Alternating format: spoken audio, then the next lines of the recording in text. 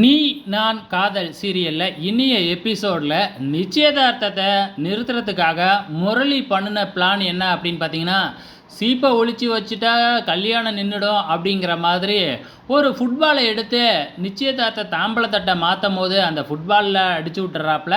So தாம்பாளம் தவறி கீழே விழுந்துருது. அதை வச்சு நிச்சயதார்த்தத்தையே நிப்பாட்டிடுவாங்க அப்படிங்கிற மாதிரி முரளி பிளான் போட்டாங்க. ஆனால் இதெல்லாம் ஒரு பிரச்சனையே இல்லை அப்படின்னு சொல்லிட்டு விழுந்த தாம்பாளத்தட்டில் இருக்கிறதெல்லாம் திருப்பியும் எடுத்து வச்சு நிச்சயதார்த்தத்தையும் முடிச்சிடுறாங்க. ஸோ முரளியும் சுந்தரியும் போட்ட பிளான் எல்லாமே வந்து பார்த்திங்கன்னா ஃபெயிலியர் ஆகிடுது. இதுக்கப்புறம் வந்து பார்த்திங்கன்னா வீட்டில் காமிக்கிறாங்க.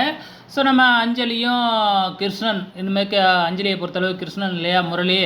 ஸோ அவங்க 2 பேரும் டிஸ்கஸ் பண்ணிக்கிட்டு இருக்கும்போது அங்கே வந்து சுந்தரி அந்த பாலோட வராப்பில்.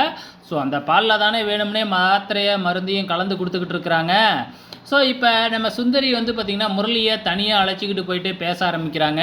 இந்த மாதிரி நிச்சயதார்த்தத்தை நிறுத்துறேன் அப்படின்னா நீ எதுவுமே பண்ணலையா அப்படிங்கிற மாதிரி வந்து முரளியை பிடிச்சி சுந்தரி திட்டிக்கிட்டு இருக்கிறாங்க. ஆமாம், நானாச்சும் ஏதாச்சும் பண்ணினேன், நீங்கள் என்ன பண்ணுறீங்க, அப்படியே அமைதியாக தானே இருக்கிறீங்க அப்படின்னு பதிலுக்கு முரளி சுந்தரியை பார்த்து கேட்டுக்கிட்டு இருக்கிறாங்க. இங்கே அஞ்சலி வந்து பார்த்திங்கன்னா அபி சொன்னதை கேட்டு அந்த பாலை கொண்டு போயிட்டு வந்து பார்த்திங்கன்னா பூச்செடிக்கு ஊற்றிடுறாங்க. ஏன்னா அவங்க கொடுக்குற மாத்திரையை சாப்பிடும்பொழுது பால் இந்த மாதிரி எதுவுமே சாப்பிடக்கூடாதுன்னு சொல்லியிருக்காங்க இல்லையா. அதனால் சுந்தரி கொடுத்த பாலை குடிக்காமல் கீழே ஊற்றிடுறாங்க. இந்த பக்கம் ஆகாஷோட அப்பா நமக்கு சொத்து வரப்போகுதே அப்படின்னு சொல்லிட்டு இந்த கல்யாணம் வந்து நல்லபடியாக நடக்கணும், இதுக்கப்புறம் நீ அணுவை வந்து பார்த்திங்கன்னா எதுவுமே சொல்லக்கூடாது அப்படின்னு சுந்தரிக்கிட்டேயே சொல்லிட்டு போகிறாங்க. இங்கே வந்து பார்த்திங்கன்னா வீட்லேயும் டிஸ்கஸ் பண்ணிக்கிட்டு இருக்கிறாங்க. இங்கே நம்ம அபியோட வீட்லேயும் கடைசியாக வந்து பார்த்திங்கன்னா நம்ம ராகவ் வந்து பார்த்திங்கன்னா அவங்க அப்பா அம்மாவோட நினைவு நாளாட்டுக்கு. ஸோ அதுக்கு ஐயரெல்லாம் கொண்டு வந்து வச்சு ஏதோ தேவசம் மாதிரி கொடுக்குறாங்களாட்டுக்கு பூஜை பண்ணிக்கிட்டு இருக்கிறாங்க.